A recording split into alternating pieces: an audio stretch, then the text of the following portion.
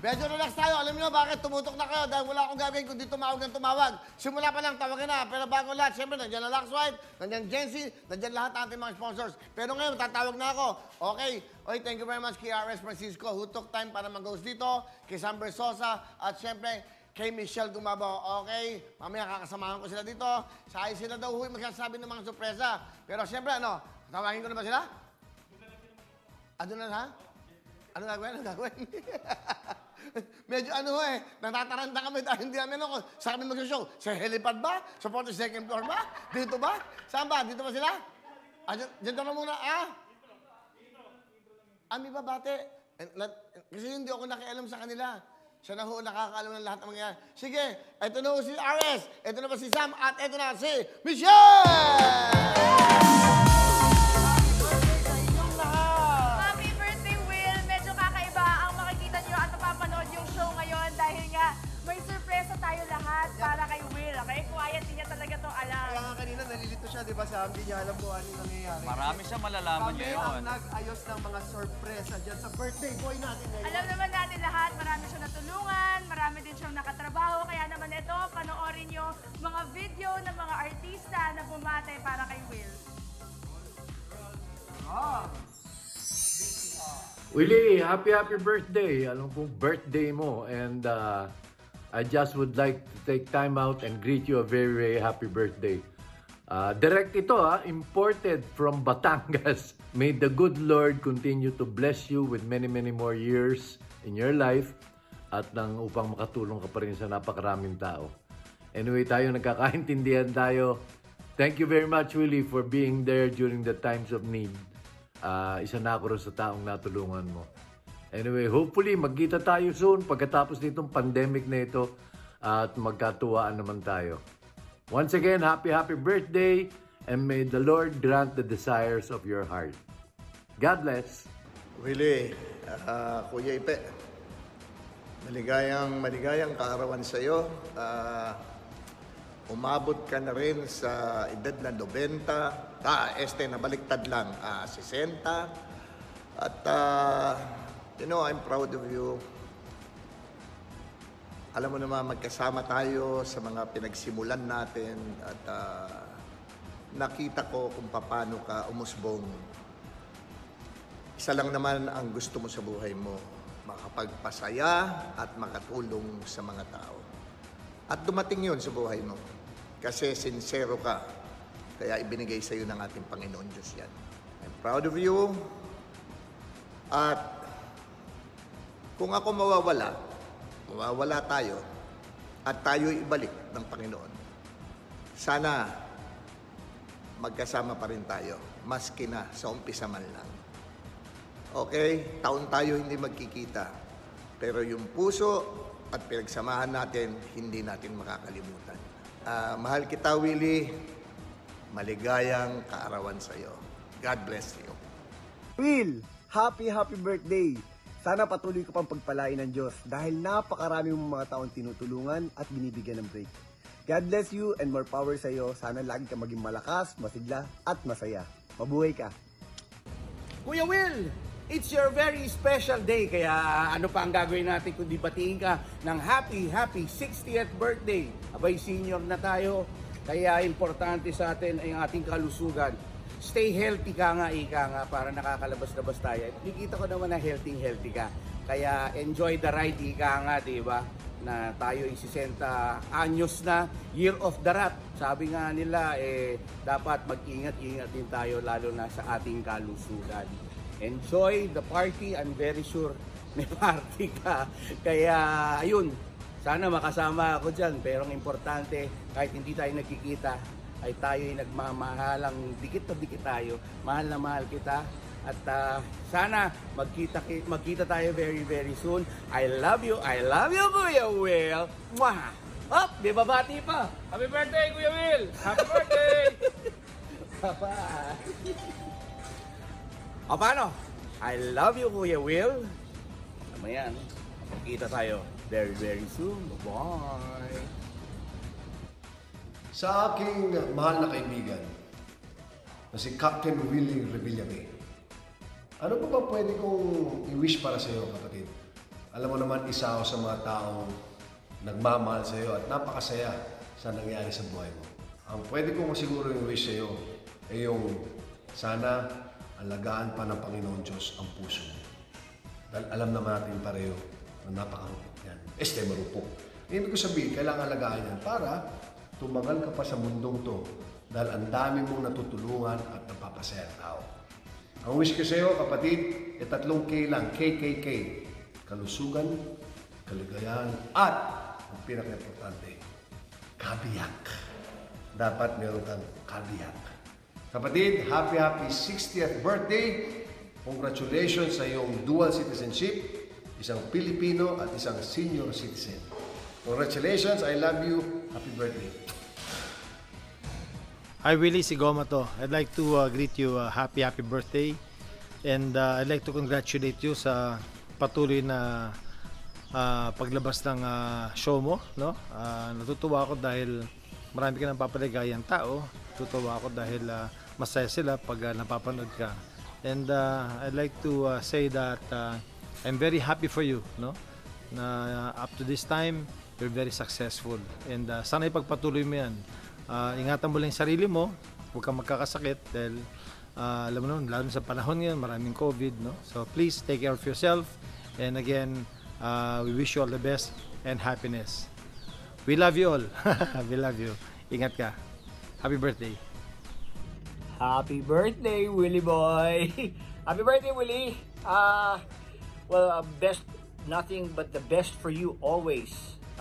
So sana ang sa akin lang, patuloy kang biyayaan ng Panginoon dahil sa dami mo na napapasayang tao, na dami mo natutulungan.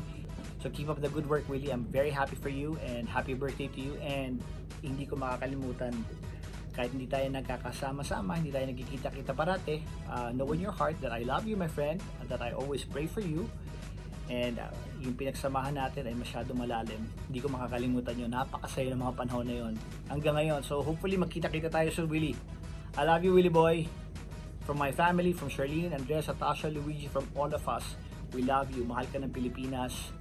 Mabuhay ka. And importante, huwag tayong makakalimot sa nasa taas. Mahal na mahal ka ng Diyos, Willie. Mahal tayong lahat ng Diyos. Happy birthday to you. I love you, my friend. Take care. And I'll see you soon. Pasyal ka ulit dito. Bilis! Tara na! Sarap oh! Happy birthday! Meron pa pala ako idadagdag na video. Papakita ko sa inyo kung gaano kaano yan si Willie. Pinasyalan kami niyan dito sa dagat. Ito na. Love you, Willie! Happy birthday!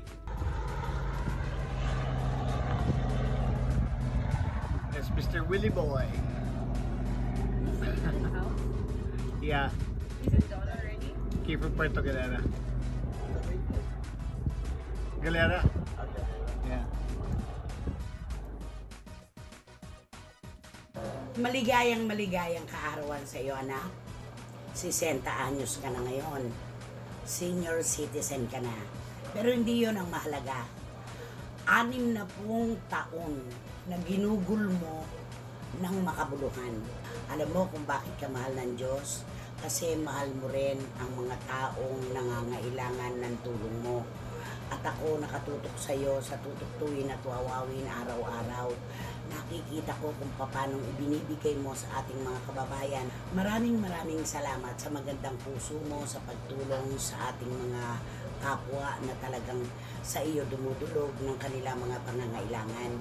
Imaginein mo, birthday mo ngayon, pero sa halip na ikaw ang regaluhan, ikaw ang nagre-regalo sa mga taga-suporta mo. Ingatan mo, anak, ang iyong katawan. Hindi puro trabaho. Magre-relax ka rin. Iisa lang ang ating buhay. Iisa lang ito na hindi natin pwedeng bilhin kahit sa ang supermarket. Ang wish ko lang para sa iyo, humaba pa sana ang buhay mo. Hindi lang para sa iyong pamilya, kundi para sa pamilyang Pilipino na umaasa sa kabutihan mo. Maraming salamat sa pagmamahal at tiwala na pareho nating iniingatan. At tayo pa rin ang magkahawak kamay pagdating sa finals. Maligayang kaarawan sa iyo, Willie Revillame, anak, mula sa puso. Happy birthday. Happy 60th birthday, Willie. Wow, you're 60. Congratulations. Willie, 60 is a good place to be in. Believe me. You're young enough na magagawa mo pa lahat ng nagagawa ng isang 40 years old, and you're old enough not to repeat lahat ng mga kalokohan at mga kapilyuhan mo nung bata ka pa. Really, thank you for your friendship. Mabuti naman at hindi mo ko nakakalimutan. I wish you many, many more years of much love and happiness. Stay blessed, stay healthy, stay rich. Yes, rich. Rich in love and generosity. Para naman patuloy na maibahagi mo ang lahat ng mga blessings mo sa lahat ng mga nagmamahal sa iyo, sa pagpamilya mo, at saka sa mga tagahanga mong sumusubaybay sa iyo through the years. I wish that you will enjoy and savor every moment. May your present always be joyful. And I wish you all the blessings that life still has to offer you. Happy birthday, Willie.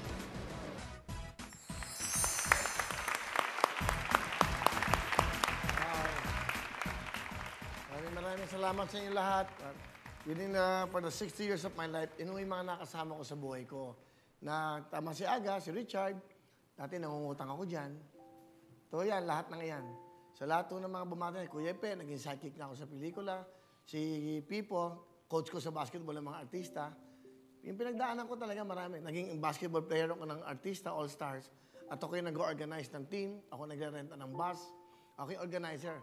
Ang bayad sa mga artista natin, 5,000 lang. Dadali namin sa Isabela, kung saan-saan. Ako nag-aasikaso nun. Ako yung kanilang, kumbaga, runner boy. O, may laro tayo sa Quezon, may laro tayo sa ganito. So, lahat yan. Si Pipo, si Kuya Ipe, and then si Coco Martin. Hindi man kami close, pero there was a time, nasa Tagaytay ako. Pumunta ho yan kasama si John Estrada. He went there at para sabihin, Kuya Willie, idol ko po kayo. Sabi niya, a humble guy, Coco Martin. Hindi siya mo. Hindi pa siya probinsyano noon, pero there was a time na gusto lang niya akong ma-meet. Hindi ko nakakalimutan yung Coco na nagpakumbaba ka sa akin. Gusto mo lang akong makilala at gusto mo makita yung bahay ko sa Tagaytay at gagayahin mo yung mga furnitures at yung mga, di ba, tinanong mo sa akin kung sino nag-garden niya, nag-landscape. Yan. Lahat ito may kwento eh. Of course, si Randy, si John. Si Kuya Randy, malaki yung naging parte ng buhay ko dyan. Dahil si Randy Santiago, siya ho, drummer niya ako ng Cicada Band. 1984, no? Pupunta kami Singapore, ako drummer niya. Pero unang drummer po ako ni Gary Valenciano. Drummer ako ni Gary Valenciano, and then napunta ako sa Cicada, isang management lang yan. 4 months kami sa Singapore. Naging close kami ni Kuya Randy, and then after noon, pagbalik namin, naging sikat na siya sa lunch date. At kinuha niya naman akong sidekick sa lunch date. Naalala niyo ba yung Super Suman? Yung Super Suman, siya yung parang Superman. Unang bubugbugin, ako muna. Pagkabugbog sa akin, uusok. Hihilahin ako sa likod ng backstage, lalabas na siya yung Super Suman. Yan si Randy. I started here in GMA7 bilang sidekick ni Randy Santiago. And of course, si John. Kasama ko rin yan sa basketball. Yan, si John Estrada sa MTV. Kami yung tatlong lagi na suspend ng MTRCB. Sila naman talaga ang bastos, binubulungan lang ako. And alam niyo naman ako, masunurin ako kay Kuya Randy, sila talaga ang bastos. Hindi ako. Kaya lang, ako ang tinulak nila, kaya ako na lagi natatanggal. Yan, and then, of course, Tita Christy, parang nanay ko, lagi akong pinaglalaban yan. Pero bago kami naging close Tita Christy, lagi akong binabanatan yan. So, siyempre, ganun talaga, magpapakumbaba ka pag may nakikitang mali sa'yo. Ang unang-una ka naman pong bahay, bigay naman ni Ma'am Charo. Pupunta ako ng ABS, galing ako, nagwawawi po ito, para malaman niyo lang, asan ka? Nag-text siya, ako si Tita Charo mo to, Ma'am Charo. Punta ka dito sa opisina ko. Saan ka ba nakatira? Sabi ko, nangungupahan lang ako ng ma'am, townhouse. Balik ka dito. Totoo to ha. This was 2005. Saka nung nakabalik ko ako sa ABS dati, si Ma'am Charo kausap ko, siya lang. Tinanong niya ako, ano ba ang gusto mo? Willie, magbago ka na. Ano ba gusto mo? Gusto mo mag-prime time? Gusto mo mag-sitcom? Sabi ko, Ma'am Charo, kung babalik po ako, gusto ko noon time. Tapos nagulat ako, sabi niya, sige, ikaw lang mag-isa, wala kang kasama. Maghanap ka ng director mo, maghanap ka ng lahat. Ikaw na magplano ng gusto mo. And then, nabalik ako dun sa kwento ko, para malaman niyo lang, pumunta ako ng opisina niya, sabi niya, yan, pirmahan mo yan. Para makabili ka ng bahay. That was 2005. Hindi pa pala.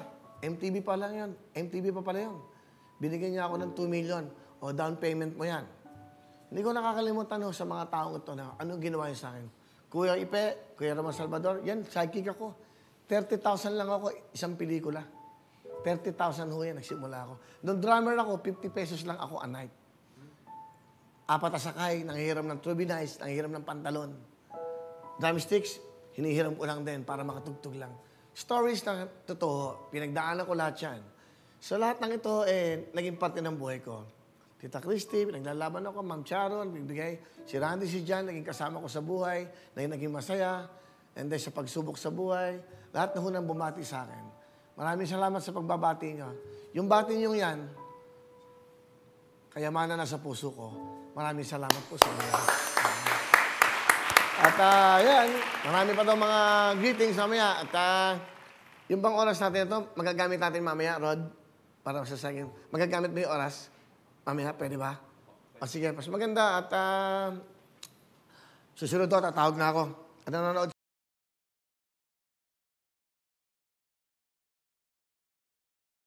Hello mga kapuso! Ako po si Ipon. Minabati ko unang-una dyan mga kaipo natin, mga kaskwami ko dyan. Nagustuhan nyo ba ang video na to? Marami pa kaming inanda para sa inyo. Mag-subscribe lang sa Wowin YouTube channel. Tsaka, don't forget to hit the, the bell button para lagi kang updated. Yun lang!